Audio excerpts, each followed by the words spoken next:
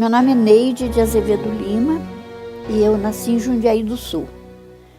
Eu nasci em 1932.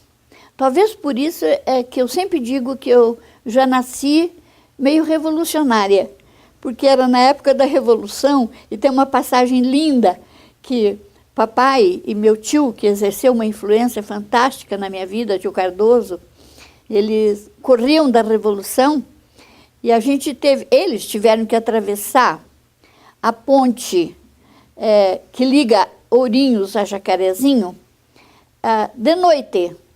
E atravessar não é a ponte, é atravessar a ponte que passava o trem de ferro. Então, passava as pessoas pulando de dormente em dormente.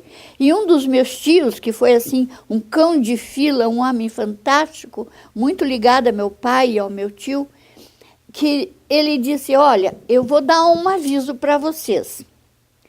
Não gritem, nós vamos passar a ponte depois que o trem passar e ninguém vai gritar, porque se alguém gritar, pode cair. E se alguém cair, vai ficar, morre e ninguém vai gritar, porque senão vai cair todo mundo junto. E eu estava na barriga da minha mãe, ouvi essa história a vida inteira e achei maravilhosa, tanto que agora, quando eu passei por lá, eu cheguei a pedir para o meu filho, pare um pouquinho para a mãe dar uma olhada na distância de um dormente para o outro. Como é que uma família inteira, duas famílias passam durante a noite fugindo de um clima de revolução? Né? Talvez por isso é que eu seja realmente assim, tenha sido toda a vida muito política, sabe? Muito partidária, muito de assumir posição. Tanto que o meu pai nunca quis que eu me casasse com o meu marido. Porque ele disse que meu marido era da UDN, e o UDNista para eles era um horror, sabe? Sabe como é que é? Quase pessoal, uma falha de caráter. O PSD era uma coisa, o DN era outra, e eu, PTB. Honestamente, eu fui uma grande admiradora de Getúlio Vargas, foi mesmo. Sabe? Hoje, quando eu vejo assim, todo mundo diz, ele foi ditador. Foi, mas tudo que tem de bom em termos de lei para trabalhador, para a mulher, o voto da mulher, tudo que tem de bom até hoje foi Getúlio Vargas que criou. Quando ele foi deposto, você vai notar uma coisa muito interessante no que eu vou dizer. Se você observar bem, o mesmo grupo que tirou Getúlio Vargas na primeira vez que fez a deposição dele, eles continuaram até a Revolução de 64 e continuaram até terminar o regime que foi o golpe de 64. Não é a Revolução, o golpe de 64. Porque observe bem, Getúlio era presidente da República e os mesmos homens, o general Figueiredo, o general Geisel, o Golbery de Couto e Silva, todos eles lutaram para derrubar o Getúlio quando o Getúlio caiu a primeira vez. Tá, Getúlio foi deposto. Eu senti muito a deposição dele, tá? E continuamos naquilo, queremos Getúlio, queremos Getúlio, queremos Getúlio. Getúlio voltou. Getúlio voltou, esse mesmo grupo composto do Médici, do Geisel, do Figueiredo, do Castelo Branco, do Costa e Silva, era o grupo que não admitia que o Getúlio Vargas tivesse voltado e muito menos que ele tivesse indicado o Jango Goulart para ministro do Trabalho. Nesse meio de tempo, o que eles fizeram? Vamos derrubar de novo. Então, derrubando de novo, eles derrubaram por quê?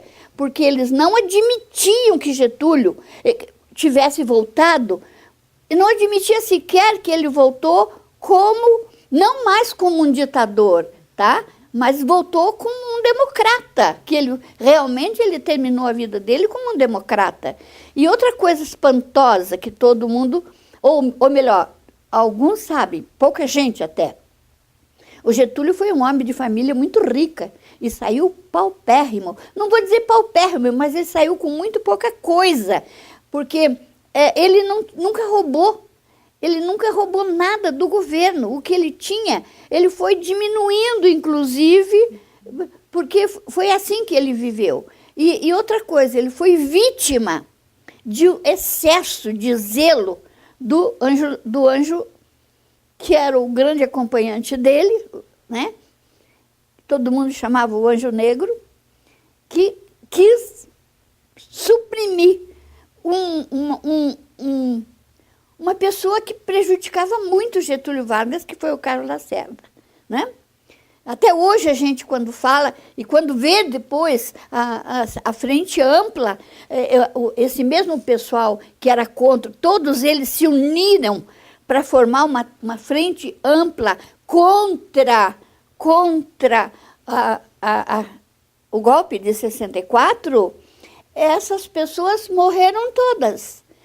Não ficou ninguém para contar a história. Aí vem aquela conversa.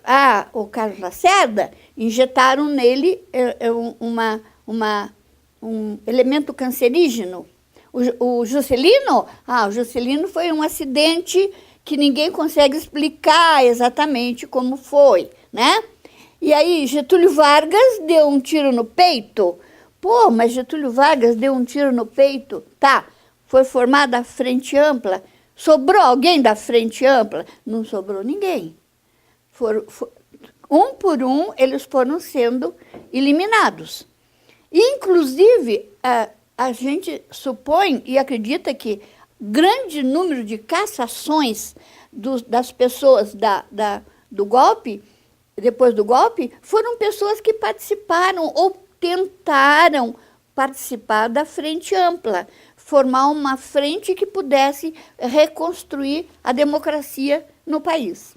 Foi nesse período de efervescência política que uma mulher fantástica teve uma ideia luminosa, Terezinha Zerbini.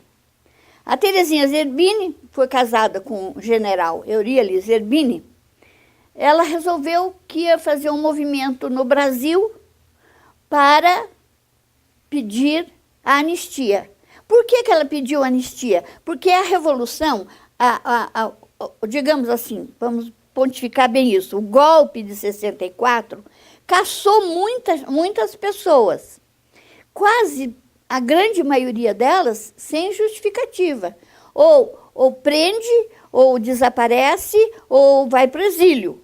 Tá. E quando esse pessoal chegou no exílio, as crianças não tinham passaporte. Então, como que não tem passaporte? Aprendiam a falar português com sotaque. As crianças não tinham registro de nascimento. Se não tem passaporte, não tinha registro, não tinha nada. Então, a Terezinha achava que o lugar de brasileiro é no Brasil. Vamos lutar para trazer esse pessoal. O que ela fez? Ela convocou uma série de pessoas, ou digamos assim, de cada estado, um número de pessoas para participar de um movimento que, aliás, tem um aspecto interessante. Ela não queria que os homens participassem. Ela achava que era movimento feminino pela anistia. Como é movimento feminino pela anistia, por que deixar que os homens participem? Mas aconteceu exatamente o contrário. Ela lançou a ideia e depois ela não teve mais controle sobre a ideia, porque a ideia foi tão boa que isso se alastrou pelo Brasil inteiro. Vamos pegar o 64. Sim. Quem era a Neide, o que a Neide fazia nessa época e onde ela morava? Veja bem, talvez a minha própria autodefesa tenha me protegido. Porque para eu chegar aqui, eu tenho que contar que eu perdi meu marido um pouquinho antes do golpe de 64. Uhum. Então, quando você perde um companheiro, você fica assim uma pessoa meio perdida. Mas aconteceu até um fato interessante sobre isso. Apesar das divergências, você se casou com ele mesmo sendo dele? Sim. Você enfrentou problemas? Porque é o seguinte, não, eu queria casar com ele de qualquer maneira. Foi a grande paixão da minha vida. Então, esse meu tio, que exerceu uma influência muito grande na minha família, foi conversar com o papai. Falou, olha, deixa ela casar com ele. O papai não concordou. Que idade você tinha? Quando eu comecei a namorá-lo, eu tinha 14 anos. E quando eu tinha 17, o meu pai disse, se ela casar com ele, o dia que ela casar com ele vai ser o dia do meu enterro. E isso foi para mim uma coisa muito chocante, porque o meu pai foi a pessoa mais doce e mais querida que eu tive na minha vida. Então, o meu pai dizer, se você casar com ele vai ser o dia da minha morte, me balançou. Mas eu continuei querendo. Aí um dia foi um promotor, doutor Wadi Barbosa, conversar comigo e disse, Neide, olha, eu estou muito preocupado, porque o Lima disse que se o seu pai não deixar você casar com ele, ele vai roubar você. Eu falei, bom, mas se ele me roubar, aí eu vou. Porque aí meu pai não pode falar mais nada, né? Pá. Vocês moravam aonde? Nós morávamos em Jundiaí do Sul. Ainda lá? Eu era aluna do Colégio Imaculada Conceição, no internato. Fiquei no internato até mais por causa disso, porque papai achava que se eu tivesse interna lá, ele não tinha maneira de chegar, e não chegava mesmo. Mas a gente nunca se desligou, sabe?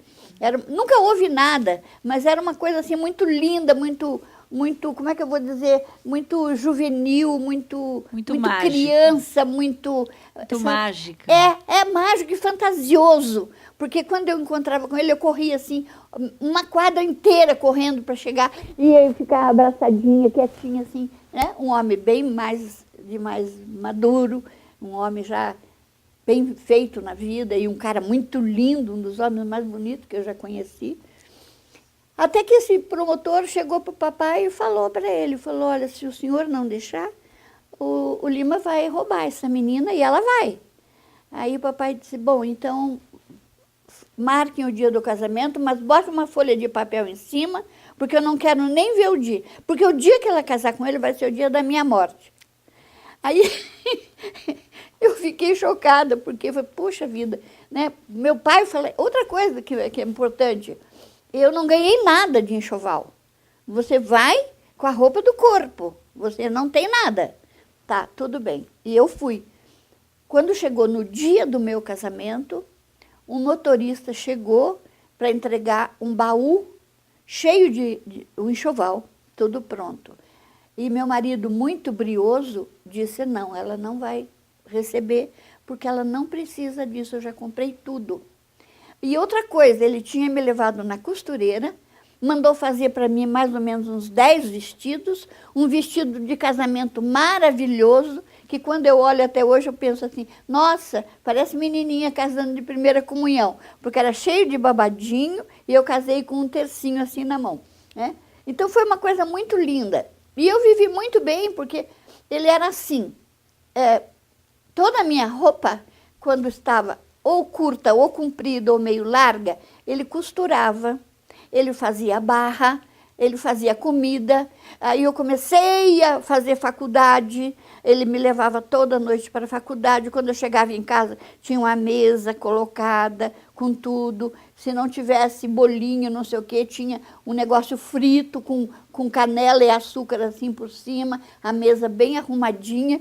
Foi tão emocionante que quando meu pai fez as pazes com ele, que papai passou a frequentar minha casa... Depois de quanto tempo? Depois de uns 2 ou 3 anos, eu já estava... Aliás, foi quando eu fiquei grávida do primeiro filho, que meu pai assustou-se muito e foi à minha casa. E nós estamos falando na década de 50. Final 50, de 52. E 52. Aí, em 52, ele foi em casa e disse... Quando ele morreu, já bem tempo depois, ele deixou um diário. E eu fui ler o diário dele, porque ele deixou comigo. E estava escrito no diário, a Neide não tem marido, ela tem 2 pais.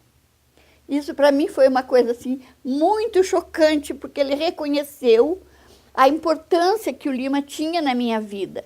E eu tenho um irmão que ele é um grande pesquisador, chama-se Felipe, o nome dele, Felipe Fernando. Felipe Fernandes. O Felipe fez uma surpresa muito grande para todos nós, os irmãos. ele nos deu assim um álbum que contém todas as cartas que o papai trocava com os filhos. E era muito interessante que meu pai tinha muito pouco estudo, mas tinha uma letra muito linda, muito perfeita, e você lê assim, você fica impressionada de ver. O que mais me tocou foi a quantidade de cartas que o papai deixou para mim. Era muito mais do que a carta dos outros. E ele dizia assim na carta: Neide, você é a mesma filha de sempre. E numa das cartas, ele disse assim: Neide, um segredo. Se eu tivesse bastante folha de papel, eu encheria todas elas com palavras para dizer para você o que eu sinto. Mas eu não consigo porque as lágrimas não permitem. Quando eu li isso, eu fiquei tão chocada, eu chorava tanto, que um dos meus filhos disse: mamãe, me dá aqui, eu vou guardar. Não fique lendo que você vai ficar doente, porque era muito emocionante você ler tudo aquilo, todo o amor que ele sentiu. Ele mandou uma carta para o meu marido, muito linda carta, sabe? Isso eu tenho com muito carinho e devo isso para meu irmão, porque a gente nunca se deu conta quando ele dizia: você recebeu carta do papai? Recebi, então deixa eu ver. Tá, posso guardar? Pode. Então, de repente, se você for lá em casa, você vai ter essa lembrança belíssima do papai falando com todos os filhos, para cada um uma mensagem. E eu sou obrigada a reconhecer que quem recebeu mais cartas de coisas muito lindas foi papai. E isso por uma coisa, que quando eu era pequena, a minha mãe foi uma mulher assim, muito forte, e tinha que ser, porque 9 filhos, você não pode brincar com as crianças.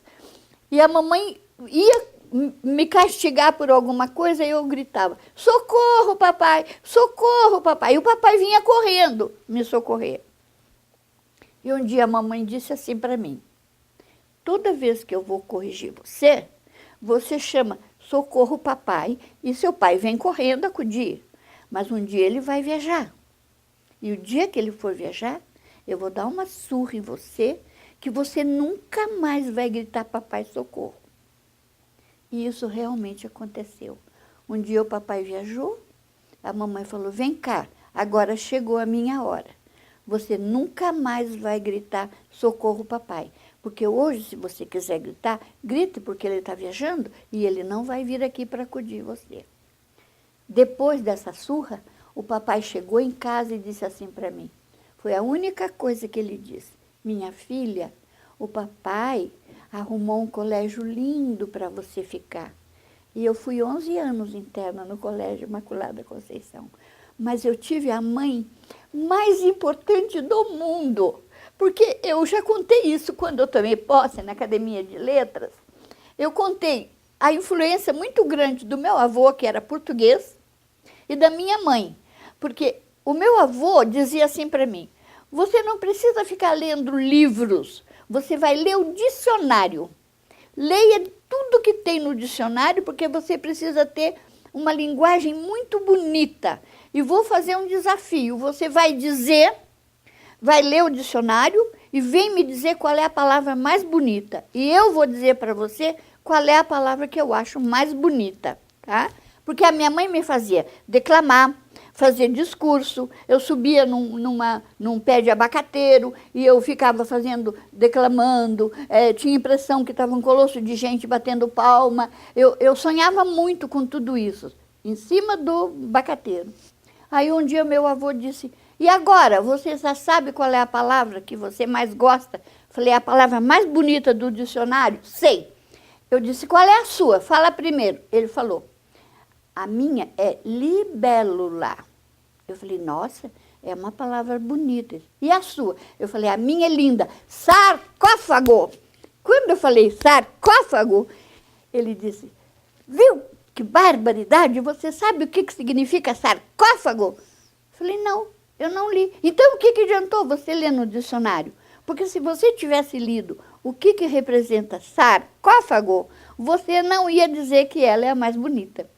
Mas eu aprendi a lição, porque o dicionário, até hoje, para mim, é uma coisa assim, um mundo diferente. Porque eu fico ali, sabe, e lendo e criando palavras. Aí quando eu fui ler os grandes escritores, eu falava, meu Deus, olha a linguagem do Graciliano, olha a linguagem de fulano, olha de Beltrano, sabe? A riqueza. Então, por isso é que eu digo assim, mesmo a minha mãe tendo sido uma mulher muito forte, muito poderosa, ela marcou muito a minha vida. Porque quando eu fui interna no colégio, que eu era pequena, eu já entrei com um lugar garantido. Eu era oradora de tudo. Eu fazia discurso para o bispo, que mudou, trocou o bispo, veio não sei quem, vai chegar não sei quem, vai chegar não sei quem. Sempre era eu. E abria sempre o desfile, porque eu tinha um cabelo muito bonito, muito comprido. Tá. Até que um dia a minha mãe falou, olha que felicidade, a minha filha vai fazer um discurso para o presidente da República. Quem que era o presidente da República? Marechal Eurico Dutra. Um carinha baixinho assim, pequenininho. Mas eu fiz o discurso, escrevi o discurso, ficou bonito e tal. Mas naquela época eu tinha, acho que 14 anos. E quando chegou na hora do discurso, a comissão chegou e falou, não, ela não pode fazer esse discurso. Ela é muito criança para fazer discurso para presidente da República. E minha mãe chorou muito, porque era a consagração dela dizer depois para todo mundo, ela falava isso, vou dizer que a minha filha fez discurso para o presidente da República. Tá? Mas hoje eu dou risada, porque eu falei, puxa, escapei de um mico. Você já imaginou eu, do jeito que eu sou política, e de acordo com as minhas ideias, eu ia morrer de vergonha de saber que eu fiz discurso para o Marechal Eurico Gaspar Dutra. Mas são coisas que acontecem na vida, tá? E quando a política entrou na sua vida de vez, assim? Quando? A política entrou na sua vida de vez. A vez. vida inteira. Não, foi a vida inteira.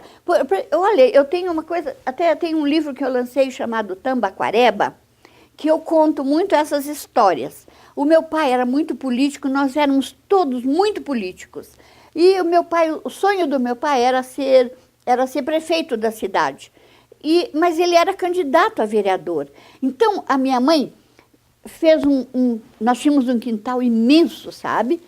A minha mãe fez uma festa muito grande, encheu o quintal assim de fogão feito no chão, tacho assim imenso, e ali gritava, ela falava, Dona Luzia, cada 20 litros de arroz você bota 40 litros de água, o arroz fica perfeito. Ah, aqui tem carne, então a carne matava-se o porco antes, depois separava todos aqueles lombos e guardava em lata de querosene. Quando chegava a época de eleição, abria aquelas latas de querosene e botava os lombos recheados, tudo para esquentar. E a outra fazia assim, um colosso de mulheres descascando batata, com carne, com legume, e todo mundo dizia assim, e agora, dona Carlota, agora o seu Felipe vai. Ah, vai, agora ele vai ser eleito, vai, pode ter certeza que vai. Aí, quando chegou no dia da eleição, meu pai perdeu a eleição. A minha mãe falava assim, ai, meu Deus, tratei mais de 1000 pessoas, e olha, ele teve só 120 votos, sabe? Foi uma judiação, porque todo mundo cumprimentava, porque era assim, e saíam os caminhões, sabe o que é curral? Era curral de eleição. Então saíam aquele colosso de caminhões para buscar as pessoas, claro, para comer. Então vinha a família inteira, daquele colosso de mulher, de criança, de tudo, mas era um só que votava, não tem importância. Como é que votava? Pegava a cédula, botava dentro do bolso, uma outra pessoa ia junto para votar e tinha que votar no papai. Votava no papai e quando era deputado era para o meu tio Cardoso. Tá? O tio Cardoso sempre teve uma votação boa lá, mas o meu pai não conseguiu mesmo, nenhuma vez. Mas o pessoal dizia assim, olha, dessa vez ele vai, da outra vez ele vai ser prefeito. Nunca foi. Então, a política, ela estava entranhada na minha vida a vida inteira. eu sempre fui assim. Quando eu casei com meu marido era uma pessoa muito bem educada, uma pessoa muito inteligente, só que ele não gostava de política, mas ele não impedia que eu gostasse. Então, pela primeira vez, eu saí candidata a vereadora em Ribeirão Claro. Tive uma votação linda, linda, mas era assim, pelo quociente eleitoral, eu fiquei como suplente. Tá. Tomei posse uma vez, mas imediatamente eu fui transferida, meu marido foi transferido de cidade. Então a gente passou a sofrer as consequências de ser política. Porque nós passamos, se você pegar uma apostila que tem a vida funcional do meu marido, você fica impressionada de ver. A gente morou assim numa quantidade imensa. Começa Jundiaí, Santo Antônio, Jacarezinho, aí passa lá, perto de Paranavaí, Santo Inácio, Cruzeiro do Sul, mas não sei o quê, Cruz Machado. Bastava a gente chegar no lugar e já vinha, era o Moisés Lupion, que era o governador do estado, e ele realmente não permitia. E isso tem sentido, porque ele foi fazer um discurso em Ribeirão Claro, para candidato, ele era candidato a governador, e, de repente, eu estava sentadinha assim em cima do muro, ouvindo. E naquele tempo, no nosso partido, eu era PTB, tinha uma música que chamava Pombinha Branca. Quando soltava a Pombinha Branca, era hora de abrir o nosso diretório. Aí o pessoal ia para lá. De repente, o presidente, o governador estava falando e soltaram o Pombinha Branca. O governador virou-se para o tenente Paredes, que era a guarda dele, sempre foi, e disse para o tenente Paredes, manda fechar aquilo lá. Quando ele falou, manda fechar aquilo lá, eu pulei de cima do muro e corri. O que aconteceu? Quando eu corri, o povo correu atrás de mim. E o povo desceu comigo para o PTB. Então, ele passou a mão num candidato que era de Cornélio, chamado Nino Salles, e disse, Nino, fale aqui no meu lugar. E o governador teve que abandonar o palanque que ele fazia, o comício. Isso marcou muito o Moisés Lupion. Tanto que, imediatamente, ele providenciou a nossa saída de Ribeirão Claro. E a gente passou navegando, cada hora num porto, cada hora num porto. Que atividade ele tinha? O seu marido tinha que atividade? Ele era 12 anos mais velho do que eu. Em 1900, eu nasci em 32. Não. Tudo bem, que atividade? O meu marido era auditor fiscal.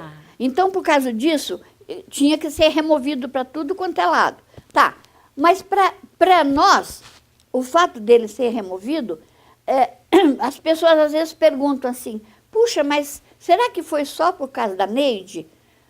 Foi por causa da Neide, mas acontece que meu marido sempre disse assim para mim, você sempre foi oradora, você pode ir lá, pode falar que eu te dou mão forte, eu estou sempre junto. E quando eu cheguei dentro do PTB, onde eles mandaram fechar, o tenente que hoje mora em Curitiba, preciso me lembrar o nome dele, é um cara genial, mas ele chegou e levou a mão no meu braço e disse, você não vai falar. Eu disse, falo. E estava aberto o microfone, o povo ficou ouvindo.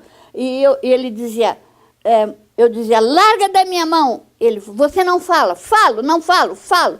Nisso chegou na porta, na janela do nosso diretório, um cara fantástico chamado Salvador Leonel. Salvador Leonel era um cara gordo assim, mas um cara muito valente. Ele arrancou um 38 da cintura, bateu assim em cima da mesa, daquela partezinha assim da janela, e disse assim, fala, Neide, fala que eu garanto você. E o meu marido disse assim para mim, declama a carta do Getúlio Vargas. E eu sabia de cor a carta. Então, eu declamei chorando aquela carta fantástica, maravilhosa, mas Uma semana depois a gente foi removido. Então, era natural que eles não quisessem. Você já era vereadora? Não. Ainda não, foi antes. Não. Por sinal, eu fui vereadora depois, sabe? Não foi nessa campanha que eu fui candidata. Em que ano você foi vereadora? Que você foi suplente, que se candidatou? Foi antes do golpe de 64? Deixa eu ver uma coisa. Não, acho que foi antes do golpe de 64, porque em 63 eu perdi o meu marido, né? E o golpe só veio em 64. Quando o golpe veio, eu já era muito ativista. Só que eu achava que eu estava num lugar pequeno e os meus filhos tinham que estudar. Então eu resolvi vir para Curitiba porque os meus meninos precisavam estudar. Primeiro porque eu vi antes a campanha da legalidade do Leonel Brizola, foi uma coisa fantástica. Tanto que o meu filho mais velho, que na época tinha 12 anos, ele mandou uma carta belíssima para o Leonel Brizola, sabe, agradecendo. E era uma coisa que o Brasil inteiro vibrou quando aquele cara começou a falar e assumiu o comando realmente. Eu era muito apaixonada pelo Jango. Eu achava o Jango uma coisa sensacional. E eu já percebi que o grupo que tinha derrubado o Getúlio Vargas ia derrubar o Jango porque era o mesmo grupo, eram os mesmos generais, sabe? Eles não engoliram o fato do Getúlio Vargas ter dado o Ministério do Trabalho para o Jango Goulart. Aquilo ficou atravessado na garganta deles. Então, eles tinham um objetivo, desde que, não, nós vamos derrubar o Getúlio, e quando entrou o Jânio renunciou, que entra o Jango, todos nós sabíamos que era difícil a manutenção dele. Então, vamos só esclarecer. Sim. Nas vésperas do golpe, em 64, quantos filhos você já tinha? 4. 4 filhos. 4 filhos. Aí você já era viúva e você veio para Curitiba para os filhos estudarem. Sim. Você veio se estabelecer Mas aqui. na campanha da legalidade eu ainda estava em Jacarezinho. Okay. Tá? Vocês moravam em Jacarezinho? E moravam em Jacarezinho. Quando nós vimos essa campanha toda, eu permaneci ainda em Jacarezinho fazendo política. Eu fazia tanta política que uma vez o secretário de Educação, que era o Jucundino Furtado, ligou para mim e disse assim: Neide, você está fazendo tanta campanha para o Nelson Gomes de Oliveira que eu vou tirar você da direção do Instituto de Educação. E eu respondi para o Jucundino: doutor Jucundino, mas se eu soubesse que eu tinha tanto prestígio como o senhor está falando, eu ia ser candidata a prefeita no lugar do Nelson Gomes de Oliveira. E realmente o Nelson Gomes ganhou a eleição, foi uma coisa fantástica, e eu perdi a direção, tá? Então era sempre assim, sabe? Ou o meu marido não pode ficar aqui porque está perto, o meu marido não pode ficar ali, a Neide não pode ficar na direção da escola porque ela é política, então eu era destituída daquilo que eu estava fazendo. E por aí tem até uma coisa muito linda. Antes de vir para Curitiba, eu fui para Maringá, porque eu fiz um concurso e passei no concurso e ganhei uma cadeira em Maringá.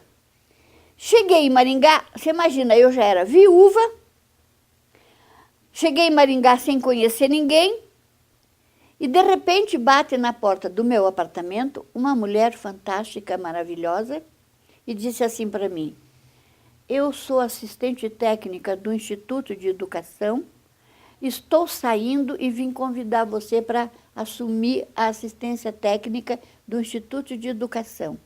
Eu disse: mas por que você está saindo? Ela disse: eu não posso mais continuar, eu preciso sair da direção. Então, estou convidando você. Eu falei: nossa, mas para mim isso é uma coisa maravilhosa, porque eu estou chegando aqui, eu sou viúva, tenho os meus filhos para cuidar, preciso ganhar dinheiro. Você me oferece um cargo que eu vou ganhar mais? Sabe quem era essa mulher? Não.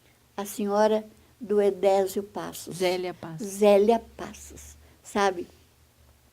Eu fiquei tão agradecida, porque eu nunca mais depois eu vi a Zélia. Eu nunca esqueci que a Zélia me fez essa coisa linda.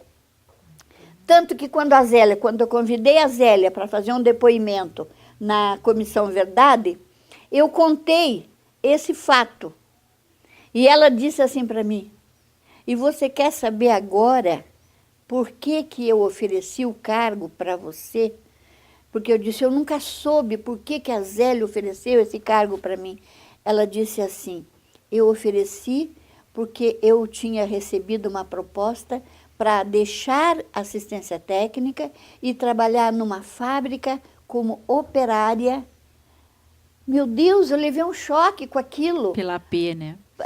Sabe, abrir mão de um cargo que ela tinha para ser uma operária na fábrica. Então, isso mostrou para mim assim, o idealismo que o casal, tanto o Edésio quanto ela, né, tinham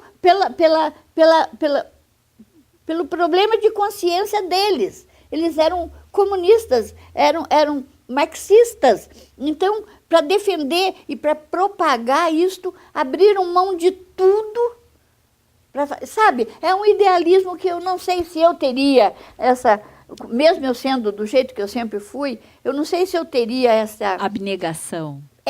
Sabe, abnegação mesmo, porque eu achei, meu Deus, que ingenuidade, né? Não deu certo, e depois ficou difícil, e uma série de problemas. Então, você vê, a gente vai encontrando na vida pessoas que marcam você profundamente. Isso aconteceu... eu lecionava em Maringá, eu vim ver a Zélia agora, pessoalmente. Vim aqui em Curitiba, quando eu estava morando aqui, votei nela e votei no marido quando foi candidato, por causa dessa delicadeza dela, sem saber o porquê que ela tinha feito isso, sabe? Então, são pessoas que durante a sua vida sempre passam, sempre marcam, deixam marcas. Porque eu sempre digo assim, a gente aprende com jovem, com criança, com velhos, com todo mundo. Você está sempre aprendendo. Eu vou contar até um negócio que eu, de vez em quando eu conto, porque eu achei muita graça disso tudo.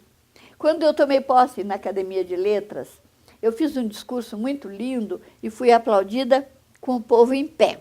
E o meu filho, Jader, chegou para mim e disse, mãe, parabéns, muito bonito, mas eu te dou nota 7. Eu falei, 7, meu filho? Olha o povo aplaudindo a mamãe. Você deu 7. Por quê? Porque o orador chega, e manda o recado no gagá. Você leu, é 7. Nisso chega o meu bisneto, de 5 aninhos, Vitor Hugo, correndo, pula no meu braço e me abraça e me beija. E eu disse, gostou bem do discurso da Bisa? Gostei, Bisa, mas demorou muito para acabar. Isso para mim foi uma lição muito grande, sabe? Então, quando eu tenho que falar alguma coisa, eu sempre lembro do Vitor Hugo e falo, deixa eu ir mais devagar, vou falar pouco, porque não posso demorar muito para acabar. Bom, então vamos falar do golpe de 64. Tá. Aí veio o golpe de 64. Aconteceu um fato muito interessante. Eu tinha escrito um livro chamado Primeiro Ensaio Psicológico. Esse livro eu tinha feito com as crianças. Crianças assim, de 6, 7, 8, 10, 14, 15 anos. Eu dava um pedaço de papel, não precisa assinar, você só faz a pergunta que você quer e eu vou responder tudo que vocês querem saber, de acordo com a idade deles. Tá.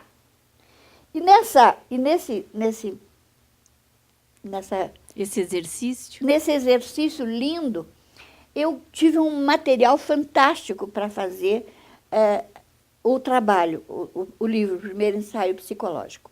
E quando eu publiquei, o juiz mandou recolher. Foi o primeiro ato na minha vida de repressão. Ele mandou recolher e mandou queimar. E aí eu escrevia no jornal e dizia, o jornal se chamava Tribuna do Norte.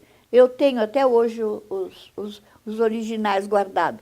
Quanto mais o Meritíssimo disser que o livro que é proibido, que onde já se viu uma professora escreveu o que ela escreveu, mais as pessoas vão ter curiosidade para ler. E quanto mais eles lerem, é melhor. Olha, foi um negócio tão chocante, porque tinha um jornalista, um comentarista, um apresentador da televisão, se não me engano, da Bandeirantes, que se chamava Vicente Leoporaci. E ele tinha um programa que se chamava Trabuco. Você acredita que o Vicente Leoporaci, de público, pediu a minha exoneração, porque não era possível que uma professora escrevesse uma barbaridade daquela para criança. Qual foi a barbaridade? A barbaridade foi que uma criança de 6 anos perguntou assim para mim: olha, eu vou falar uma coisa absurda, mas eu vou usar a palavra que a própria criança disse, né? Ele falou assim: ó, o nenê nasce por onde? Eu falei: por que você está perguntando? O nenê nasce pelo cu?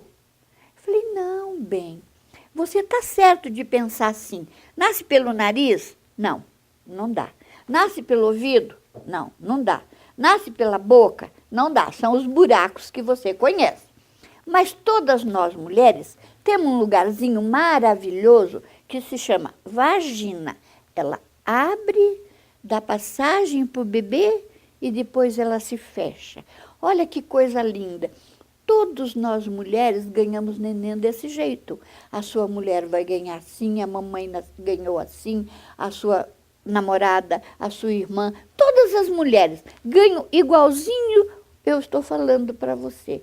Isso de dizer que veio do repolho, da sementinha, isso é tudo coisas que os papais não sabem dizer exatamente a verdade, fica inventando coisas. Então dá a ideia de você pensar: bom, se não é isso, não é isso, não é, só pode ser isso. Aí o juiz me chamou e disse: como pode uma pessoa usar um palavrão desse no livro?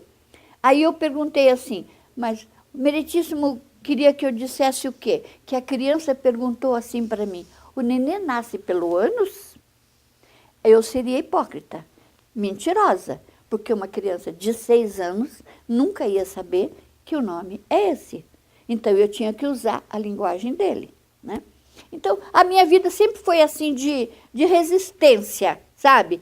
E sempre querendo fazer prevalecer aquilo que eu considerava certo. Por exemplo, uma questão de educação que eu vejo hoje, né? As minhas crianças nunca tiveram ciúmes nem inveja um do outro. Sabe por quê? Nunca ninguém foi dono de nada.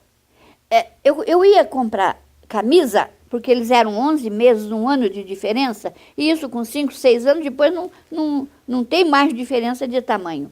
Então, nunca ninguém teve: essa camisa é minha, essa calça é minha, essa cueca é minha. Não, isso aqui é de todos. Vocês vão pegar as que vocês quiserem. Ninguém é dono de nada. E foi assim. Eu disse: quando vocês forem casar, escolham as melhores e leva. Quem vai numa festa melhor, escolha a roupa melhor e leva. Então, eu sempre achei assim: ciúmes, inveja, comportamento aprendido. E outra coisa, com o meu marido, a gente já tinha assumido um posicionamento assim: tenha quantos filhos você tiver, quando tiver que presentear, presenteia todos com coisas iguais, diferente de cores, para que não fique aquela dúvida: o de fulano é mais bonito do que ciclano. Então você não tem essa coisa de criança: ah, o dele é mais bonito, ah, poderia ser esse, poderia ser aquele. Então, com relação a isso, eu vejo hoje, e via isso a vida inteira, a comunicação fantástica que nós temos, porque eles toda a vida perguntaram tudo para mim e me ensinaram muita coisa, porque eu fiquei viúva com 28 anos. Quando os meus filhos cresceram, eu vim morar em Curitiba. Vim morar em Curitiba e, de imediato, eu me filiei, na época, eu fui uma das fundadoras do PTB aqui em Curitiba. Como é que se chamava? Era eu, Léo de Almeida Neves, o Gamaliel Bueno Galvão, diversas pessoas o Silvio Sebastiani, diversas pessoas que ainda, até hoje, militam na política.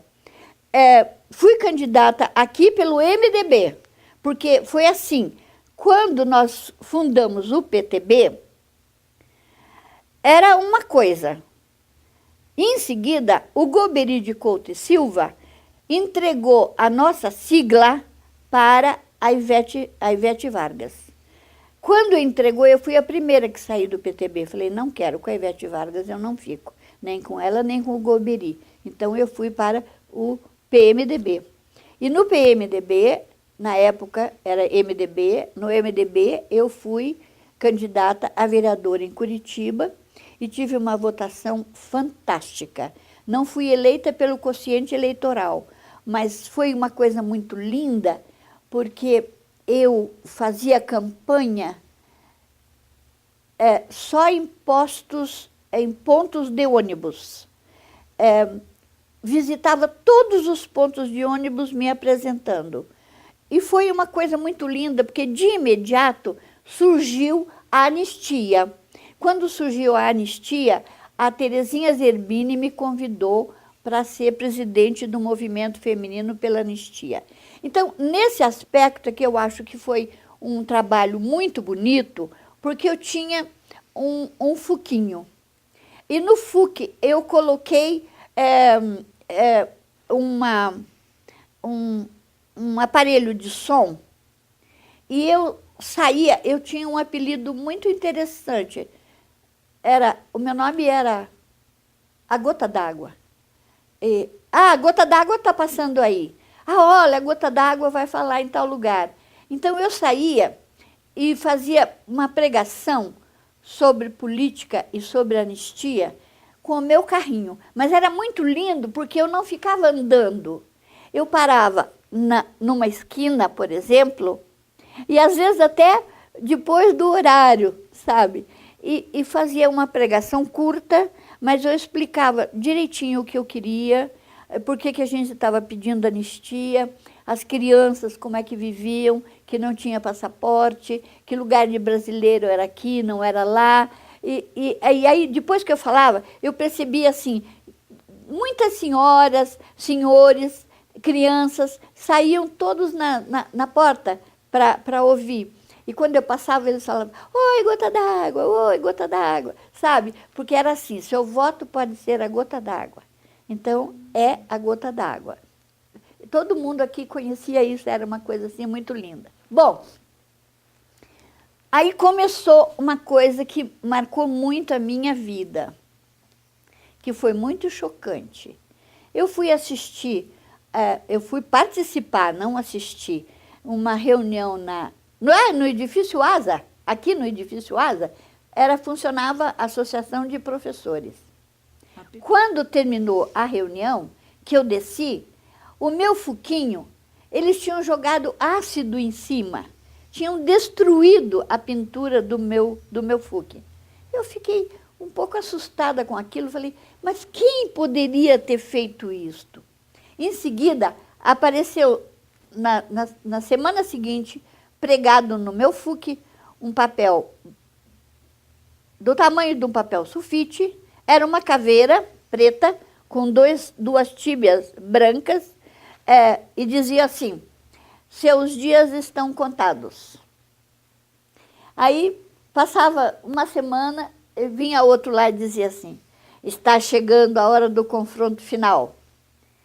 Aí houve um movimento aqui em Curitiba muito chocante, que foi a apreensão e a prisão dos meninos, das pessoas que eram dona da Oca, da oficina, que era da Zélia Paiva, que era do Atem, que era da Juracilda, houve o caso da Juracilda, da Lígia Mendonça, da Verônica. Então, quando os meninos foram presos por uma estupidez, porque era um negócio absurdo o que eles levantavam sobre eles, a gente lutou muito para ir lá ver, para conversar com eles, e eles não deixavam. Então, o que nós fizemos? Nós chamamos a Anistia Internacional. E a Anistia Internacional veio e nós fomos. Foi o doutor Eduardo Rocha Virmão, o Salvador, doutor Salvador, que até hoje milita, eu e a Patrícia, que era representante da Anistia Internacional. Nós fomos na polícia pedir que a gente pudesse olhar como eles estavam sendo tratados. Eles estavam incomunicáveis há dias e eles não permitiram a nossa visita. Tá. O que acontece? Pregaram no meu carro escrito assim: Neide de Azevedo Lima, Miss Anistia Internacional. Está chegando a hora do confronto final. Seus dias estão contados. Era o CCC, né? Comando de CCC, Comando de Caça aos Comunistas. Falei, gente do céu, que barbaridade. Aí um dia eu recebo em casa um telefonema. E o telefonema falava exatamente isso. Foi uma voz tão cavernosa que eu nunca esqueci. Se você não calar a boca, nós vamos atingir você naquilo que você tem de mais sagrado. Aí eu arrepiei. Meu Deus, o que eu tenho de mais sagrado? São os meus filhos. Então, o que eu podia fazer? Vou ter que tirar os meus filhos daqui, porque eu fiquei com muito medo. Porque é o seguinte, eu saí, para sair de casa, que eu funcionei, já não era mais no Fuquinho, era um TL. De repente, o meu carro caiu, o motor inteiro no chão, assim, bluft. Como que pode o motor cair assim no chão? Alguém entrou, alguém soltou isso daí. Então, como era uma coisa muito perversa, porque eu não esperava nada daquilo, eu fiquei muito preocupada. E tirei os meninos e levei os meninos, eles foram para Córdoba. Tá. Nesse meio de tempo, eu fui fazer uma visita para eles em Córdoba. Fui eu, Dona Idalina e o filho dela. Ele foi dirigindo. Dona Idalina é mãe da senhora que era minha nora na época. Quando nós chegamos na alfândega, eles passaram muito bem. E eu fiquei retida. Aí perguntei, mais de uma hora esperando, os meninos, o casal já tinha passado. Eu falei, mas por que está demorando tanto? Aí um senhor deu sinal para mim e falou assim, o seu nome saiu em vermelho no computador e está escrito assim, comunista, subversiva. Se eu fosse você, eu voltava. Eu não ia. Falei, não, mas os meus amigos já estão do outro lado. Eu não sou comunista, eu não sou, porque comunista eu nunca fui. Eu era petebista, era outra coisa. Mas eu não sou, eu sou ativista. Se aí tiver escrito que eu sou ativista, eu sou. Aonde eu puder falar, eu falo. Agora, comunista eu não sou. Aí o cara disse, se eu fosse a senhora, eu voltaria, eu não entraria na Argentina. Falei, não, os meus amigos já passaram e eu vou entrar. E eu entrei. Peguei o carro. Quando nós andamos ali, uns 8 ou 10 minutos, aparece um caminhão do Exército com a carroceria inteirinha de ferro e, em vez de fazer ultrapassagem, eu era caronista. Em vez dele fazer ultrapassagem, ele veio pelo acostamento. Veio do nosso lado. Eu disse pro rapaz, por favor, toque o carro mais rápido, quero ver o que acontece. Ele tocou rápido, o caminhão também tocou rápido. Eu disse, diminua. Ele diminuía, o caminhão diminuía. Eu disse, olha, eu estou desconfiada que esse caminhão do Exército está atrás de mim. Ele falou, mas não é possível, assim, a mãe dele sentada atrás. Eu falei, mas eu estou desconfiada. Vamos fazer o seguinte, meta o pé, vamos escapar deles. Quando ele meteu o pé para escapar deles, os caras simplesmente pegaram a carroceria de ferro e jogaram em cima do Opala. E moeu o Opala. e eu fiquei presa nas ferragens. O que eu ouço? A primeira coisa que eu ouço: "És muerta, la senhora?" Eu disse: "Não, eu estou viva. E aqui tem o telefone do meu filho, que mora em Córdoba, e do meu filho, da minha casa em Curitiba." E fiquei assustada, porque... e disse mais uma coisa: meu sangue é O positivo. Porque eu tinha escrito nos documentos que eu estava levando, um papel pardo, eu botei o telefone dos meus filhos e simplesmente escrevi: meu sangue é O positivo. Porque eu sempre achei assim: eu coloco porque numa emergência eu sou O positivo. Aí o cara disse: "Não, não és muerta, la senhora." E o outro disse: "E agora? E agora? Como que vai me tirar dali?" Tinha que arrebentar para poder sair. Quando eles conseguiram cortar e me tirar, as duas pernas os pés estavam de pendurados, porque eu estava de bota. Então, eu não conseguia fazer isso. Então, estava dobrado. Mas eu não sentia dor, só estava dobrado. Aí eles correram, chamaram outras pessoas e me levaram para um hospital. E eu fiquei internada nesse hospital, acho que 3 ou 4 dias. Quando eu tirei a bota, isso me assustou. Quando eu tirei a bota, alguém tirou a bota para mim, os meus pés estavam moídos e muito ensanguentados. Aí foi que eu senti dor, porque era tudo exposto. Né? Tá. 3, 4 dias eles disseram: vai demorar, porque vai vir um médico de Buenos Aires, chamado Mastro Césaro, que vem para fazer uma prótese para colocar nas pernas, porque não se vai aproveitar o osso. Tá. Então, de repente, chegaram 2 freirinhas e sentaram numa cama do lado. E eu perguntei para elas: o que você é? Ela disse: nós somos carmelita. Eu disse: mas carmelita não sai do convento. Ela disse: não sai, mas acontece que nós viemos aqui para fazer uma guarda. A outra vai embora, daqui um pouco ela vem, eu volto, e elas ficaram se revezando o tempo inteiro, dia e noite, sentadinha ali do meu lado. Aí eu perguntei para ela, eu falei: mas por que você fica só aqui? Ela disse: nós estamos protegendo, para que ninguém faça nada. Tá? Então, realmente, mas o Mastro César veio, fez o trabalho que tinha que fazer, e eu fiquei, acho que quase um mês lá, fazendo esse tratamento. Aí o pessoal de Curitiba ofereceram aviões para ir me buscar. E os meninos escolheram um avião, um avião pequeno da Vaticano, que foi me buscar. O Bamerinos tinha oferecido, não sei quem tinha oferecido, mas os meninos preferiram do Vaticano. Tá, então eles me trouxeram. Quando eu cheguei em Curitiba, no aeroporto, tinha uma ambulância esperando, tinha tudo, e me levaram para o Hospital Santa Cruz. No Hospital Santa Cruz, eu fiquei mais de um mês numa suíte maravilhosa. No total foram 3 meses que eu fiquei ali. Mas teve uma época, um dia que eu chorava muito, mas eu chorava demais. Aí o doutor Yanes, que era o dono do hospital, chegou para mim e falou assim: Neide, por que você chora tanto? Porque as pernas estão indo muito bem. Você vai conseguir andar. Não foi preciso cortar. Tá.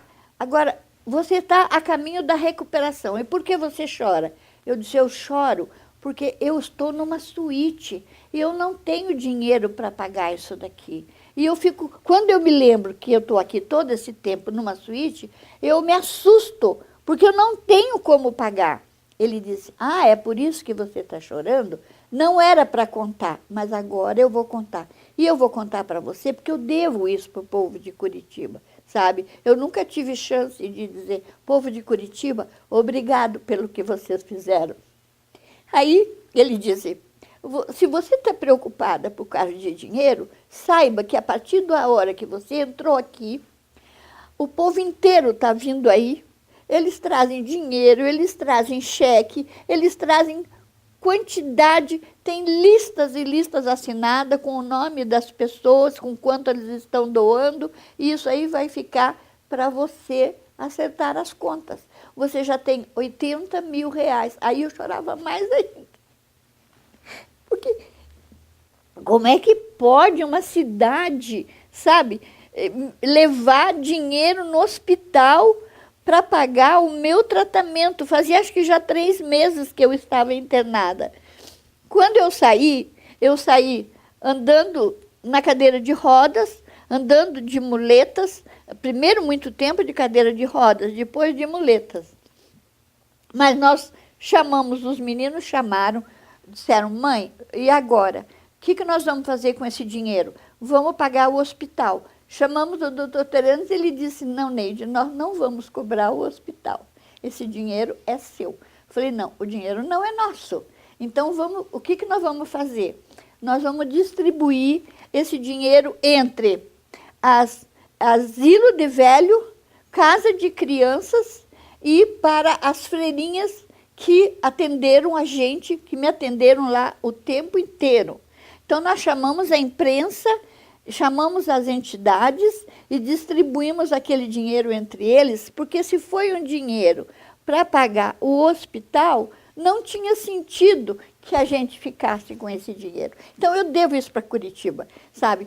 Um dia desse eu fiz uma palestra no Sindafep, que eu gosto muito, que é o Sindicato dos Auditores Fiscais, e eu agradeci o pessoal que estava lá, porque eu disse, olha, é a primeira vez aqui, vocês é a segunda, é a primeira vez que eu tenho oportunidade de contar isso e de agradecer o povo de Curitiba. Porque você já imaginou uma pessoa chegar e o povo ir lá levar dinheiro? Ele disse, ó, aqui tem cheque de 200, tem cheque de 100, tem de 5 reais, tem, sabe? Foi uma coisa assim que o povo, pô, vou falar o quê? Eu amo Curitiba, sabe? Para mim, Curitiba...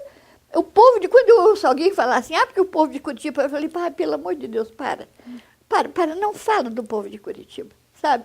Porque o que eu devo para o povo de Curitiba é qualquer coisa. Olha, se você soubesse hoje a quantidade de amigos maravilhosos que eu tenho aqui, sabe? O meu grupo de laferistas, que são pessoas maravilhosas, a gente se reúne toda quinta-feira, todo sábado, vai para ali, vai para aqui. É uma coisa assim maravilhosa.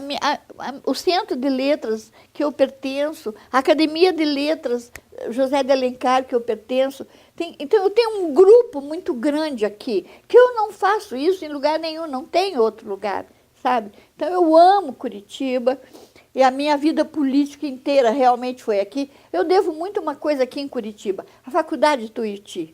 Eu lecionei na Faculdade de Tuiuti.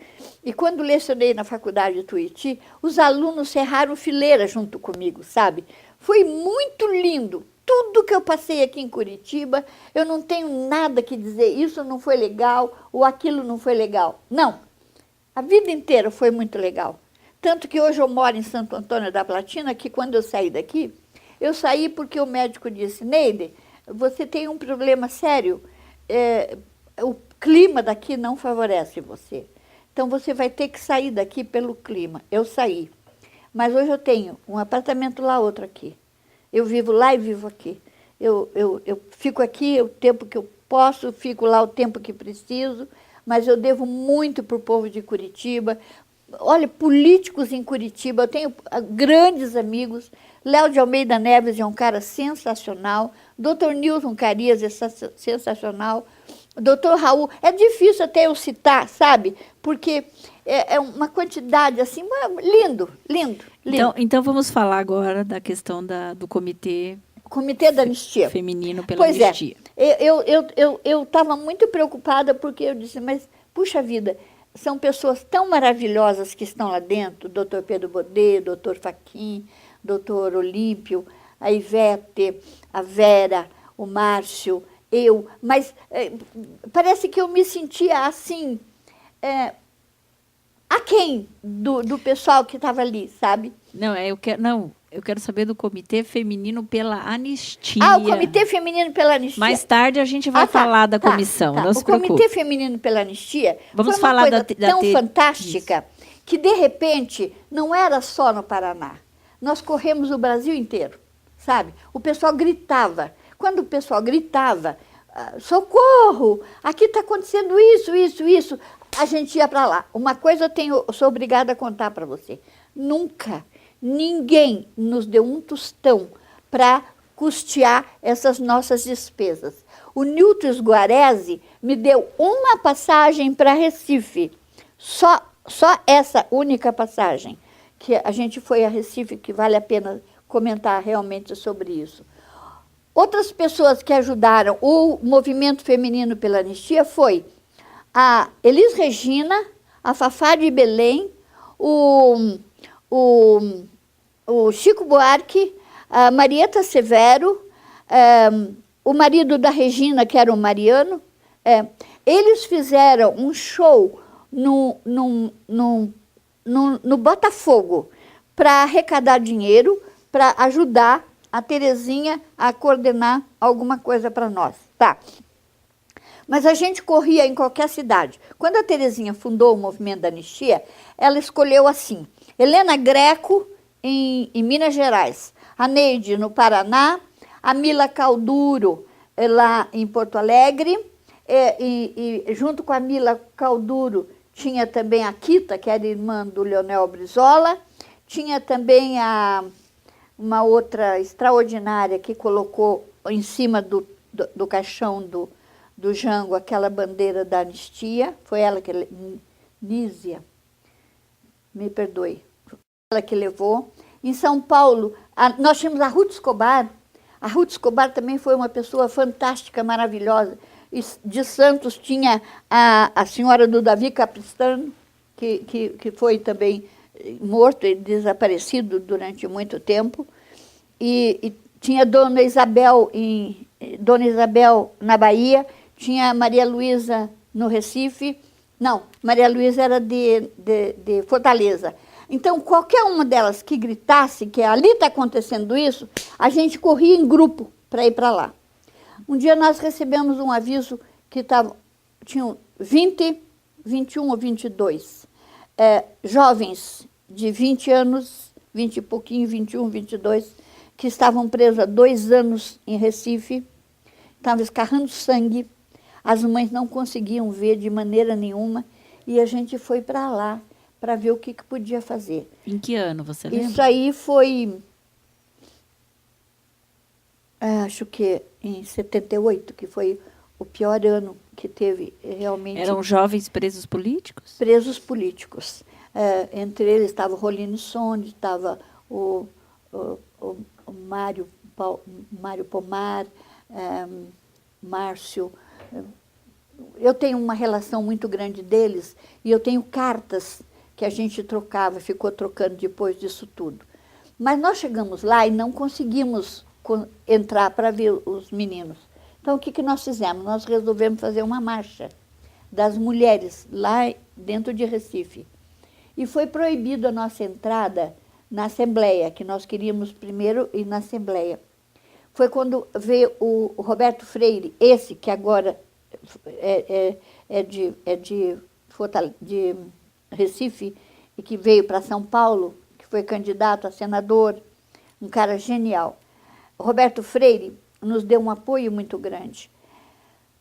O Roberto Freire chegou para mim e disse: vocês querem entrar na praça, na Assembleia? Nós queremos entrar na Assembleia, porque nós fomos visitar o governador Moura Cavalcante, que era o governador de Recife, no Palácio das Ondinas.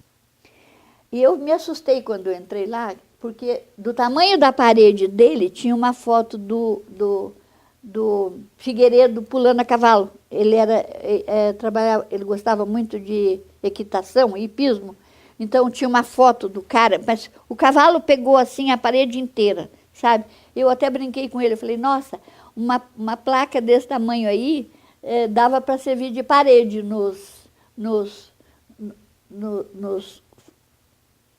como é que chama? Barraco de favelado, né? Porque na minha cabeça, se pegasse todas as placas que faziam propaganda de político, desse para eles, eles iam construir belos barracões, belos barracos, tudo com esses, porque tudo é desperdício, tudo uma barbaridade. E o cara falou para nós, falou, vocês não vão fazer a marcha, porque se vocês fizerem a marcha, eu vou botar a polícia e os cachorros em cima. E nós contamos para o Roberto Freire. O Roberto Freire falou, não, eu vou dar cobertura para vocês. Ele tinha um carro grande, tipo Galaxy, que tinha a parte de trás do maleiro bem grande. Então, o que ele fez? Ele saía e enchia de mulheres dentro e entrava dentro da Assembleia e descarregava e as meninas saíam correndo e entravam na sala dele. Quando nós estávamos em grande quantidade, nós descemos as escadarias e fomos para a rua. Quando nós chegamos na rua, o Moura Cavalcante cumpriu o que ele disse. Ele botou a polícia carregando cachorros para avançar contra a gente. E eu levei um susto muito grande, porque do meu lado tinha um carro que andava, um táxi. E eu estava de muleta, eu andava de muleta ainda, então eu andava devagar. E eu olhava naquele carro, o carro olhando para mim, os dois caras olhando para mim. Quando os cachorros vieram para avançar mesmo, porque a gente sempre ficava na fila de frente, né?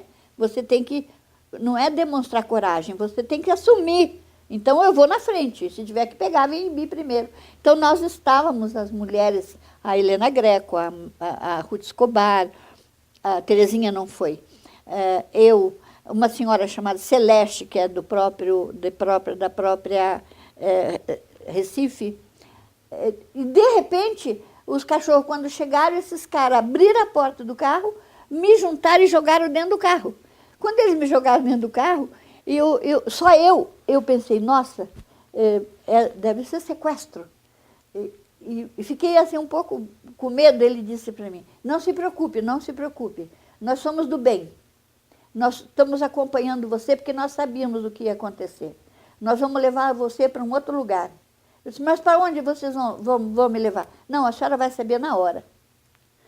Aí você fica naquela dúvida se é verdade, se é mentira, se vai ou não vai, se é do bem ou se não é. Mas, de repente, ele parou, era um muro assim bem grande, um muro até meio sujo, sabe? E disse assim, pisa aqui, pisa aqui. Os dois fizeram assim com a mão, sabe? E me jogando em cima da mão deles, pegaram as minhas muletas, jogaram as minhas muletas e falaram, quando eu contar até 3, nós vamos jogar você do outro lado. Eu com as pernas daquele jeito, falei, seja o que Deus quiser, eu não posso fazer nada. 1, 2, e jogaram para o outro lado. Eu caí em cima de um monte de mato. Quem que estava lá? D. Helder Câmara. Menina, quando eu olhei aquele olhar dele, ele disse, calma, minha filha, calma, você está bem. Você caiu na minha sacristia. Você vai ficar na minha sacristia, ninguém vai pegar você aqui. Aí, ele ajudou a catar a minha muleta, me levou. Quando eu entrei, assim, era a salinha dele, ele morava naquela sacristia. Tinha uma cama de ferro, que aquele lugar onde fica o colchão era assim, ó, uma mola que vinha do começo ao fim, um colchãozinho bem fino assim em cima. Do lado tinha uma mesinha com uma moringa e um copo cobrindo, um armáriozinho de uma pobreza sem fim. Eu falei, D. Helder, você mora aqui? Ele disse, mora aqui. Agora, não se preocupe que vai chegar mais gente. Já outras pessoas foram buscar as tuas companheiras. De repente, chega Helena Greco, que eles também pegaram Helena e levaram para lá. Não foi preciso jogar a Helena, porque no meu foi na hora do sufoco, né? Tá, tudo bem. Ficamos lá. Chegou a Ruth Escobar, chegou também essa Celeste, que era de lá, e chegou o Roberto Freire. E o Roberto Freire virou e disse assim para mim, Neide, você e Helena Greco vão ser minhas hóspedes. E nos levou para a casa dele. Ele estava, parece que um cunhado dele, o sogro dele, todo mundo muito envolvido, sabe? A senhora dele nos tratou com muito carinho, nossa, foi maravilhoso. Foi lá onde eu tive uma convivência muito linda com a Helena Greco. Porque Helena Greco, para mim, é referência nacional. Uma pessoa extraordinária, o trabalho que ela fez em Minas Gerais, foi uma coisa fantástica. Ficamos lá e no dia seguinte nós fomos tentar falar com o juiz, para o juiz autorizar a nossa visita para os meninos. E nós fomos. O juiz disse que não, que nós não íamos. Mas nós tínhamos conversado com as mães, e as mães eram mães pobres, que elas não tinham onde ficar. Então elas dormiam dentro do banheiro de rodoviária, no meio da latrina mesmo, com aquele cheiro horrível. Elas botavam ali um paninho, deitavam em cima, elas dormiam ali. Aquilo para mim foi muito chocante, sabe? E as mães dizerem, faz 2 anos que nós estamos tentando ver os nossos filhos. Tinha 2 deles que fazia 2 anos que não via a luz do sol. Estava escarrando sangue, sabe? E quando nós conseguimos entrar até porque a Ruth Escobar, a Ruth foi muito persuasiva, sabe? Não, porque tem que entrar, tem que entrar, tem que entrar. Se você não entrar, nós vamos fazer escândalo aqui e tal. O juiz concedeu. Quando nós passamos, quando eu levei um choque, porque tinha uma coisa que encostava nas minhas costas. Era um corredor polonês. Você sabe o que é corredor polonês? Só que era um corredor polonês feito com fuzil. Então, quando eles cutucaram para eu andar mais depressa, eu ainda tive chance de falar, acho que vocês estão querendo me suicidar, porque tinham suicidado o filho da Zuzu Angel, né? E quanta gente a gente sabia disso tudo. Então, foi assim um negócio muito chocante. E quando eu entrei onde eles estavam, eles tinham tirado os meninos do presídio e levaram para um hospital para a gente não ficar chocada com o que a gente ia ver, né? Mas os meninos estavam assim, magérrimos, escarrando sangue. 2 não conseguiram se levantar da cama. Eles só seguravam assim na nossa mão, sabe? E eu ainda entrei brincando para eles. Eu falei, vocês estavam esperando alguma coisa tão legal. E olha, a única coisa que eu pude trazer para você foi essa pombinha. Era o emblema do movimento feminino, sabe? Foi muito chocante. Aquilo marcou muito. E um deles contou para mim que eles estavam com desinteria. E o cara que era o que cuidava deles, que torturava, que depois eles contaram, chamava Siqueira. E eu disse, então você está com uma desinteria siqueiriana, porque até nas cartas a gente diz, melhorou da desinteria siqueiriana, porque se eu contar para vocês, olha, eu vou contar só um, que foi assim, o que mais me chocou. O cara teve coragem de contar para a gente que eles pegavam, sabe, de encher pneu de carro? Eles pegavam aquilo, enfiavam no ânus das pessoas e ficavam bombando, sabe? De um sadismo, de uma coisa assim horrível. Eu nunca vi tanta barbárie na minha vida como eu vi em Recife, sabe? Foi uma coisa assim impressionante realmente. Meu Deus do céu, como é que pode comida assim horrível? Bom, foi um sufoco. Mas nós, na realidade, nós não conseguimos nada. Porque adianta você ir lá ver e não mudar nada? E os meninos continuaram presos da mesma maneira. Muito tempo depois eu soube que eles tinham liberado 2 ou 3 e o Rolling Stone, ele fez um assalto a um banco. Fez um assalto a um banco junto com um cara chamado Gilberto Giovanetti, que a gente sempre achou que ele era agente duplo, sabe? Mas foi uma coisa assim que você se sente impotente. Não adianta você ficar vendo coisas. Por exemplo, aqui mesmo no Paraná, né? Quando saíram, a gente ia lá visitar, tinha o Moacir Ferraz, tinha o Serkovic. Então, contar para você o que aconteceu depois da saída deles foi muito doloroso. Um deles suicidou-se, sabe? Ele não aguentou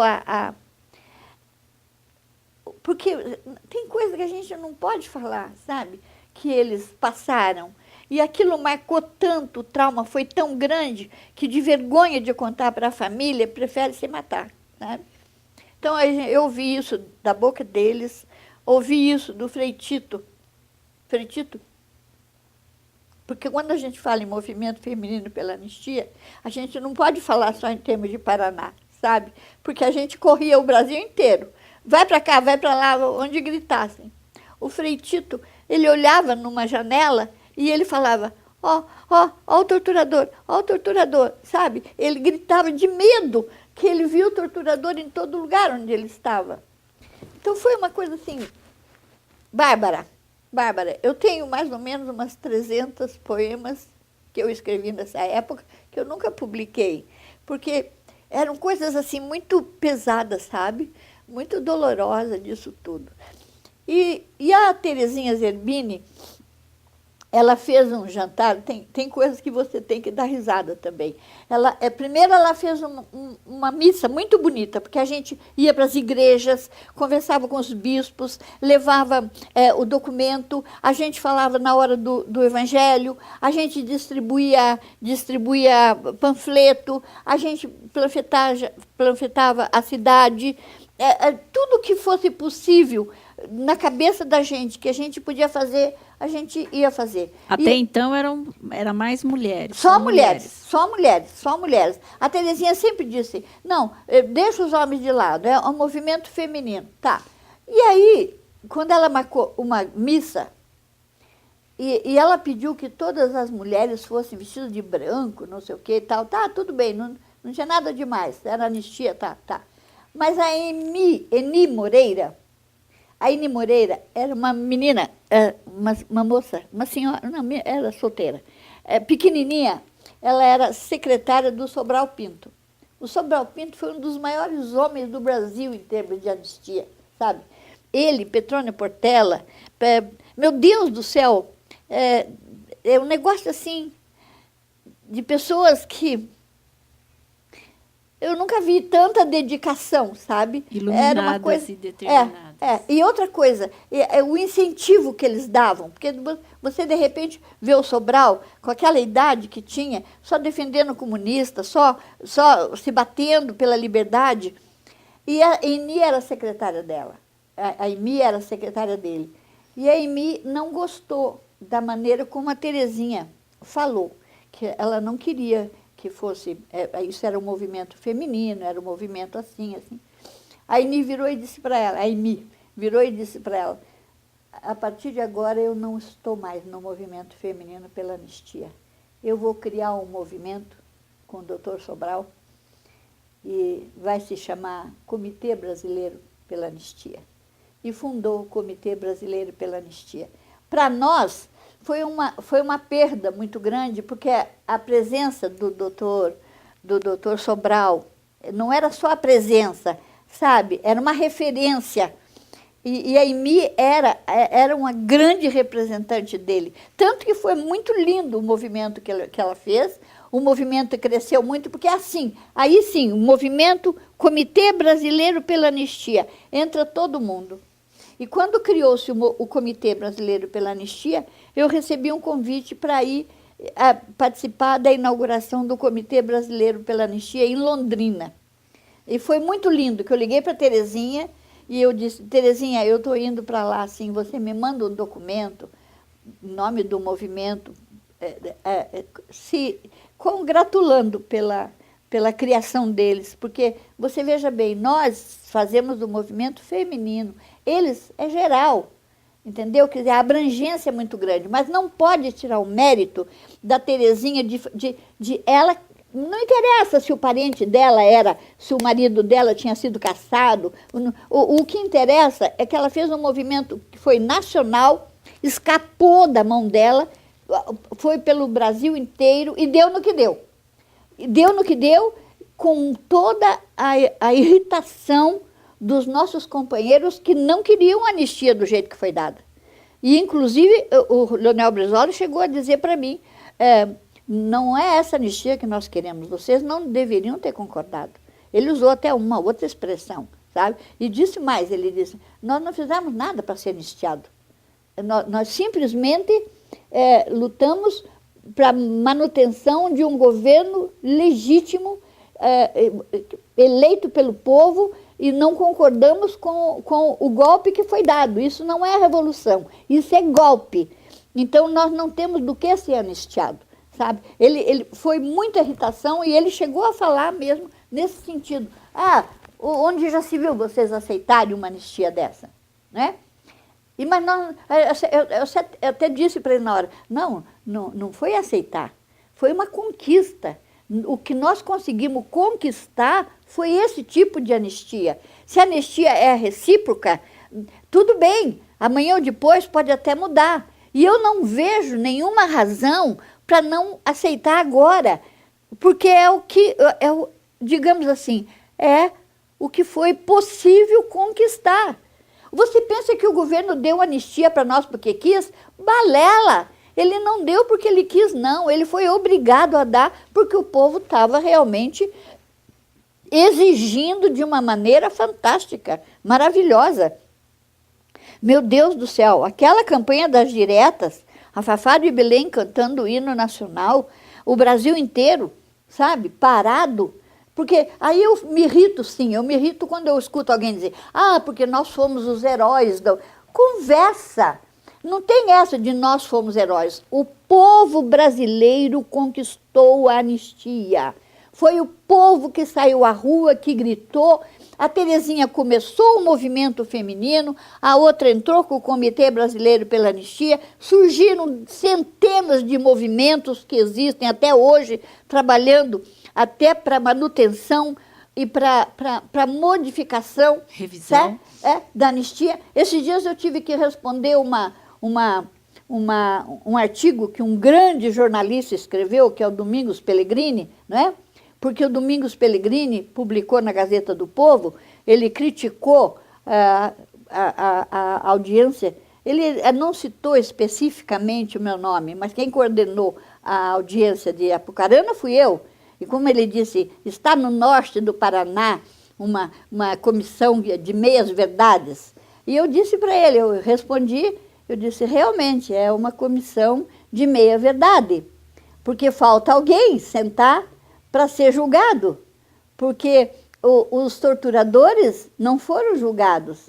É preciso que os assassinos, os criminosos, os torturadores também sentem no banco dos réus, né? E se ele era do movimento, aí quando alguém fez uma proposta para ele, nós vamos roubar um banco, ele disse, sim, vamos arrombar um banco, mas e como é que nós vamos abrir o cofre? Aí ele coloca a ingenuidade da pessoa que não sabia, não tinha pensado que ia precisar abrir o cofre. É aquele tipo de ingenuidade que eu disse para você. Meu Deus, o idealismo, eram crianças, eram jovens, sabe? Eles só queriam assim, não, nós não queremos esse tipo de governo, nós não queremos um governo militar pisando de tacão em cima da gente. Nós queremos ser livres, nós queremos ter liberdade de expressão, nós queremos ter liberdade para respirar, nós não queremos gente suicidado, nós não queremos gente tortura, né? Agora, então, e essas pessoas vão ficar impunes? Então, nós aceitamos isso. Nós aceitamos a anistia dos dois lados. Então, eu disse, realmente, quando você diz que foi dito só meia-verdade, porque a outra metade, que são os torturadores, precisam sentar no banco dos réus. Né? E qual a sua expectativa em relação a essa sua participação e o trabalho da Comissão Estadual da Verdade, que agora é quase que uma reedição da luta pela anistia, né? Não é? Eu tenho pensado muito sobre isso e vejo que o nosso grupo é um grupo legal, é um grupo atencioso, um grupo que trabalha, mas nós apanhamos bastante, sabe? Eu vejo assim, eu até sugeri que apresentassem, porque veja bem, o perigo que existe. Esses dias eu ouvi alguém fazendo um depoimento e, meu Deus, quanta coisa errada que esse cara disse, que não é verdade. Então eu fiquei preocupada, Porque fala, não pode, porque você para escrever isso, transcrever isso em livro, você tem que fazer uma revisão muito bem feita. Você não pode deixar passar erro grosseiro. O cara diz assim, porque o Ney Braga não foi eleito, ele foi nomeado. Porque o fulano não foi eleito. Não, houve eleição, o Ney Braga foi eleito, sim. Ele substituiu na eleição do Sousa Naves, sabe? Quer dizer, são coisas que você... Claro, é possível que as pessoas tenham apanhado pela ideia, pela idade, mas não pode deixar... Então, eu tenho essa preocupação. E tenho uma preocupação também muito grande assim. Eu não quero que esse movimento seja explorado por pessoas que queiram se autopromover às custas disso. Essa é a minha preocupação. Então, existem pessoas que mentem. Sabe, eu disse nariz de Pinóquio. Tem nariz de Pinóquio. Então, você tem que ter bom senso de descartar. Porque, mas vem aqui para dizer bobagem, vem aqui para dizer mentira. Então, isso precisa passar por uma peneira, sabe? Isso não é censura, isso é uma purificação. Eu quero que a verdade seja realmente a verdade, nada mais que a verdade. Eu gostaria, inclusive, parece absurdo eu colocar isso, mas eu gostaria que cada vez que houvesse uma audiência pública, alguém dissesse, você jura dizer a verdade, somente a verdade, nada mais que a verdade? Para que não inventem coisas, sabe? Que você às vezes sabe, não, isso não foi assim. Então, o que foi?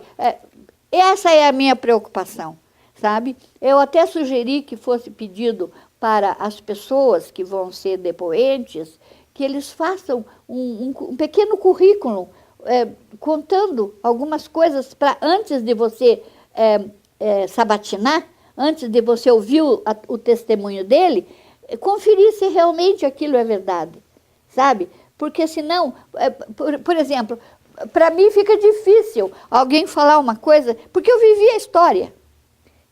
Então eu falo de fulano, mas fulano não foi isso que ele está dizendo, sabe? Os atos, as ações foram outras. Hoje a palavra é diferente, mas os atos não comprovam isso. Então eu fico preocupada com esse detalhe, sabe? Que acho que tem que ser dado, sim, oportunidade para que todas as pessoas contem. E eu ouvi coisas terríveis, terríveis. Em Apucarana, em Foz do Iguaçu, nós ouvimos um depoimento muito emocionante. Muito. A senhora contar que ela estava grávida, ela teve um aborto lá dentro. Fava. A Isabel. E a Beatriz Fortes também. Eu me levantei do meu lugar e fui segurar a mão dela, porque ela tremia inteira, sabe? Ela estava assim, contando uma coisa que foi muito dolorosa para ela e para nós ouvirmos tudo aquilo, né? E o cara falar que ela era fedida, não trocar de roupa, ficar sangrando lá. É uma monstruosidade que você chega a pensar, mas foi o ser humano que fez isso?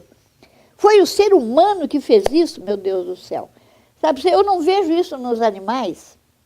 Eu me lembro quando eu estava fazendo a minha defesa de tese, eu estudei a vida dos macaco-rezos. Macaco-rezos, eles são nômades. Então, eles formam uma coluna, onde colocam no centro, eles colocam as criancinhas, os jovens carregando as criancinhas, ou a mãe carregando as criancinhas, depois os de mais idade, sabe? Por último, aqueles que são fortes, macacos fortes, que são aqueles que vão aguentar qualquer coisa que haja lá. E se morre a mãe, o macaco, durante 7 dias, ele carrega a mãe, carregando pela como chama isso aqui? Pela nuca. Sabe? Até ele se convencer de que ela não vai viver mais, ela não respira mais. Aí ele faz um buraquinho, coloca a mãe ali e cobre com mato. Então, você vê coisas nos animais, depois diz que os animais são irracionais. E o ser humano fica fazendo essas coisas assim, chocantes, absurdas, né? Torturar crianças, torturar guri de 14, 15 anos, estuprar menina. E outra coisa que me irrita muito, que eu falo, meu Deus, sabe por que tem que fazer isso mesmo? A gente tem que batalhar?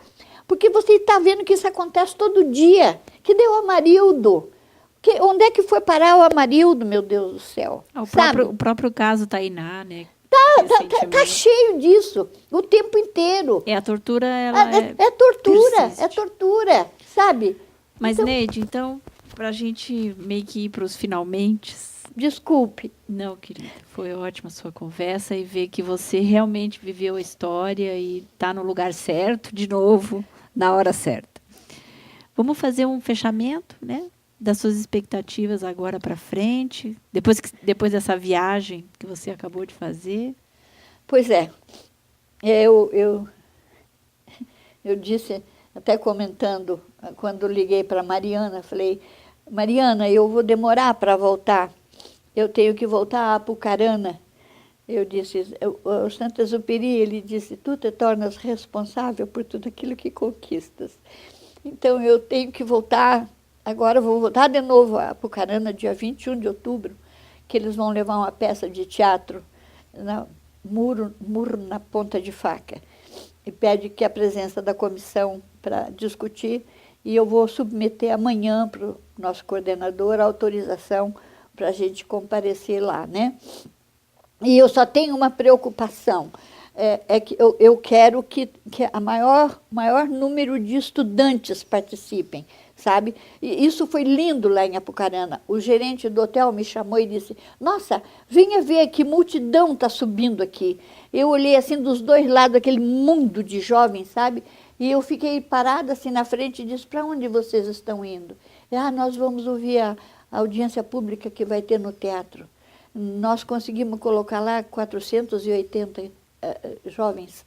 Então, foi muito emocionante para mim, porque eu acho assim, se você viveu a história, você tem que ser responsável de contar a verdade para eles, para que não aconteça mais, sabe? Porque é uma coisa tão difícil. Eu falo, meu Deus, por que a gente não pede a desmilitarização da polícia? Não precisa chegar lá e soltar foguete, como é que chama aquilo? Bomba de lacrimogênio, bater, fazer... Para quê, meu Deus? Porque quando um militar, ele responde, ele avança, ele perde a noção, ele acha que é ele que está sendo ofendido. Não é ele. O movimento, ele está atacando uma outra coisa, não tem nada a ver com o militar, entendeu? E o militar sente aquilo como se fosse dele, e ele então revida agredindo, batendo, machucando, atirando, né? E isso é chocante. Falta o quê? Falta cultura para o nosso militar. Sabe? Eu tenho um respeito muito grande pelo Exército. Eu tenho neto do Exército.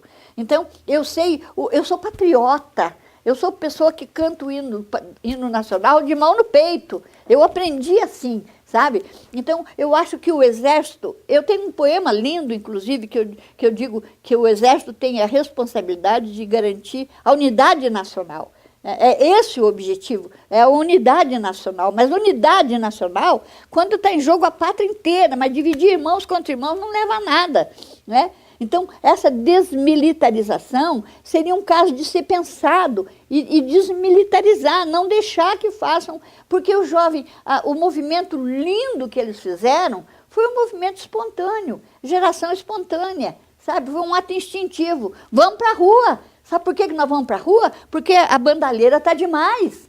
Está demais, o corporativismo é tão grande, é tão nojento, sabe? Que se você disser que mulher, vô, avô, tio, não pode mais ser senador, eles não vão votar, porque eles estão defendendo o interesse deles.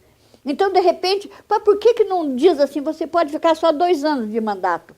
Porque se você ficar mais do que isso, você se sente dono daquilo e passa a legislar só em causa própria.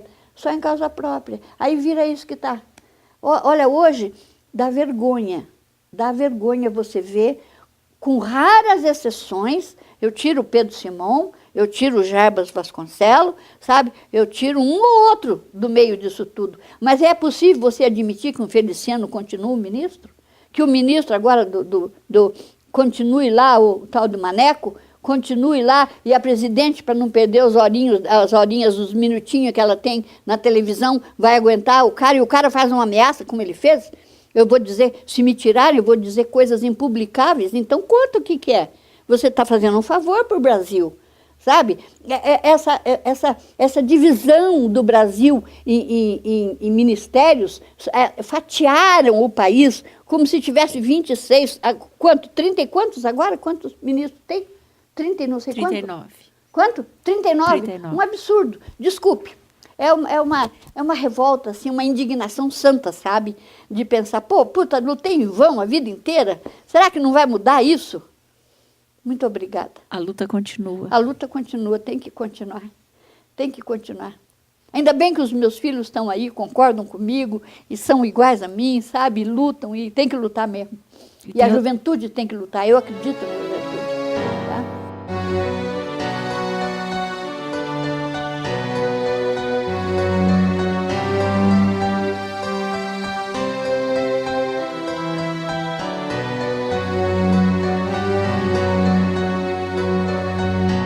Ouça bem esta canção, ela fala pra você. Ela fala de um tempo que ninguém pode esquecer, de um tempo em que alguns homens impuseram a tirania, muitos outros responderam com a sua rebeldia. Os tiranos implantaram longa noite de terror, tentaram calar a todos, provocando muita dor. Censuraram a cultura e toda a cidadania, calaram toda a voz, promovendo a vilania.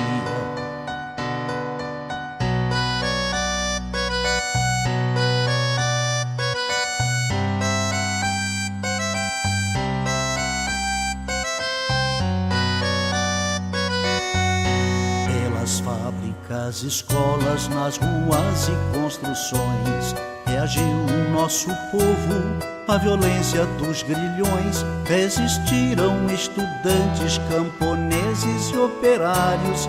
Foram homens e mulheres a enfrentar os sanguinários. 3 reis, Zé e Désio, Seixas, Isis, Marighella, entregaram suas vidas pra vida ficar mais bela. Muitos outros foram mortos por lutar contra a opressão, ou desaparecidos, ou no exílio ou na prisão.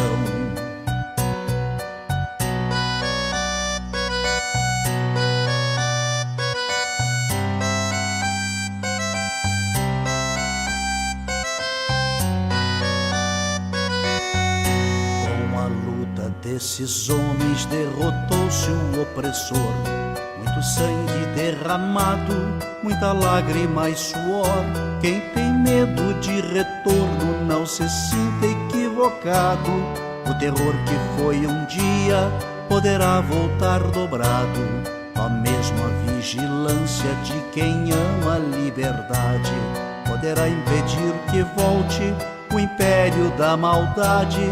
Mas a luta continua por justiça e pelo pão, pela reforma agrária, por saúde e educação.